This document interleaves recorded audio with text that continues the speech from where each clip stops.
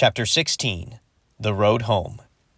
Chris knelt down by Grinkers so that their eyes were level with each other's.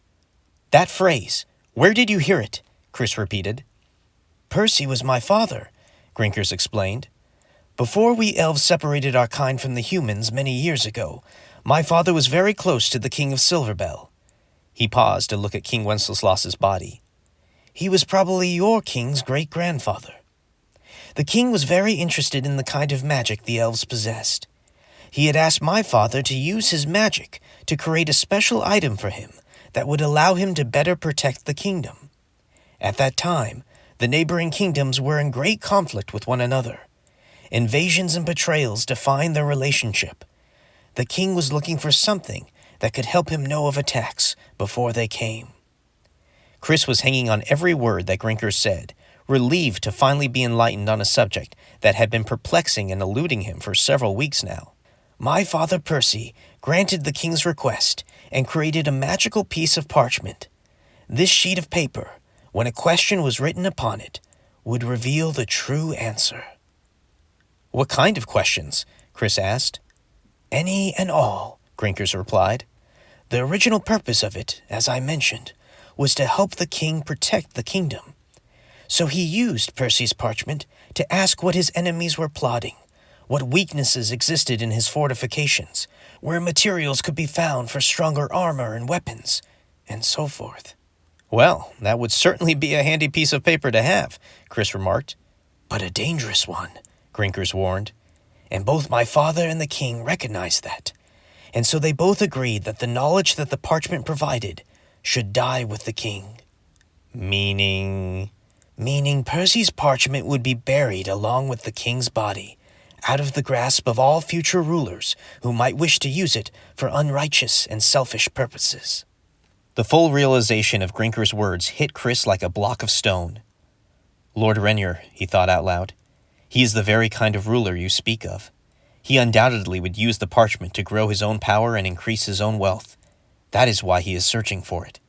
Grinkers shrugged. "I am not familiar with this Rennier, but I would say this should not be a point of concern for you, Kris Kringle. The parchment is no longer in the open. He will search for it in vain." Chris stood up and shook his head in protest. "No, we cannot take that chance," Chris observed. "If he were to figure out the meaning of the phrase and locate the parchment—" A chill suddenly ran down his spine that shook his body. "It would be devastating to the kingdom and would render the shepherds powerless." The feelings of pain and worry that had accompanied the idea of returning to Silverbell seemed to now melt away as Chris realized the danger facing his people was greater than he had ever before imagined. He looked down at Grinkers and gave him a warm smile. "I cannot thank you enough for your hospitality, Grinkers. You have treated me and King Wenceslas as friends, even though we came to you as strangers from a different race. I would like to bury the king's body in your woods, if that is permissible by you." Grinkers nodded his agreement. "I must then immediately afterwards leave for Silverbell, though I am unsure of the safest way to do that. If I am discovered by any guards on patrol, I will certainly be imprisoned." "But you are now the king," Grinkers reminded him. Chris smiled. "Yes, but they don't know that. No one but you knows that, and I think we should keep it that way for now. Rennier will not willingly give up the throne that he believes naturally belongs to him. I must be very careful on how I proceed with all this. If I return as Kris Kringle the Fugitive, I will be arrested and likely executed. If I return as Kris Kringle the King," he chuckled again in disbelief at his new title, "Rennier will surely find a way to get rid of me." Grinkers listened thoughtfully to his friend's dilemma. "Seems to me that Kris Kringle cannot go back to Silverbell." "Grinkers, I cannot stay here any longer." "Nor am I suggesting you should," the old elf corrected him. "I am instead stating the simple fact that Kris Kringle will not be peacefully received in his home kingdom, and therefore you must return to Silverbell as someone else." Chris rubbed his beard with his hand as he considered the proposal. "Someone else? Who do you have in mind?" Grinkers walked over to the king's body. "When I was much younger, I remember the funeral of one of the human kings. All nearby kingdoms sent their priests to honor and bless the ceremony, and to ensure, I suppose, that the king's farewell was done in accordance to divine law and custom." Grinkers motioned with his head to the south.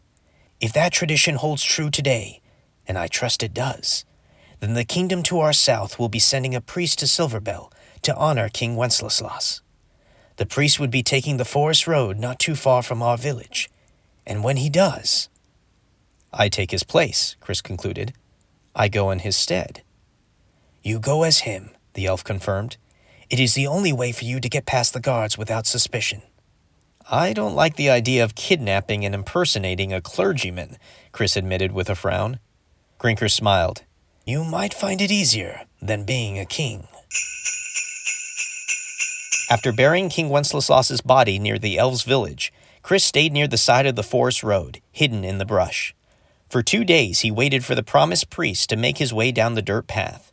Chris had said all his goodbyes to Grinkers, Felix, and the other elves with whom he had grown close. He found it surprisingly hard to part ways with them, and wondered if he would ever have the opportunity to see any of them again. The elves had removed Wenceslas's red and white robe before his burial, using their creative skills and magical ability to repair the tears and remove the dirt and stains. The robe was folded neatly within an unassuming brown sack that Chris now carried with him. He kept the king's star medallion secured in his pocket. As the morning sun rose upon the horizon on the 3rd day of his stakeout, Chris awoke from his sleep to hear someone approaching. He waited patiently for who was coming. Just as Grinkers had predicted, and Chris had hoped, a priest dressed in a long gray hooded robe was walking slowly down the road. Chris was relieved to see that no one was accompanying him. As the priest walked past Chris's position, Chris jumped out of the brush, greatly startling the poor traveler. Please, sir, I have no money, the priest begged. I am simply on my way to Silverbell to pay respects at a royal funeral. I know, Chris said, trying to demonstrate he meant no harm by keeping a smile on his face. I promise I am not here to hurt you, and I have no intention of taking your money. Only your cloak. The priest hesitated, but eventually removed his robe. We are told in Scripture to give to those that ask, he observed aloud as he handed over the requested clothing. And to repay those to whom we owe a debt, Chris responded, handing the priest the only 2 gold coins he had in his possession. Now please, good saint, return to your kingdom. I cannot explain why, but it will ultimately be for your good and the good of many others. The priest stood there very confused, but knowing the large man before him could physically enforce the command he was giving, the clergyman turned slowly and began to make his way back down the road. I will let the people of Silverbell know you had planned to come pay your respects, Chris called out to him. What is your name?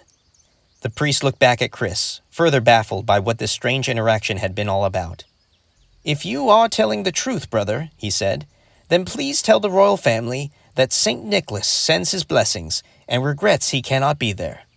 St. Nicholas, Chris repeated to himself as the priest resumed his journey home. Chris donned the priest's simple cloak and pulled the hood over his head so that it covered the top half of his face. He threw the sack he was carrying over his shoulder and began walking up the road toward Silverbell. After walking for some time, the clustering of trees began to thin so that Chris knew he was approaching the open field that lay on the outskirts of the kingdom. As he did so, he could see 2 royal guards standing by the forest road entrance. Chris took a deep breath as he approached them. He prayed his true identity would not be discovered. Good morning, brethren, Chris greeted them, trying to mask his natural voice. The guards looked questioningly at the approaching visitor. What is your business here? One of them asked straightly. I come to pronounce blessings upon your king's funeral on behalf of the South Kingdom, Chris answered. My name is St. Nicholas.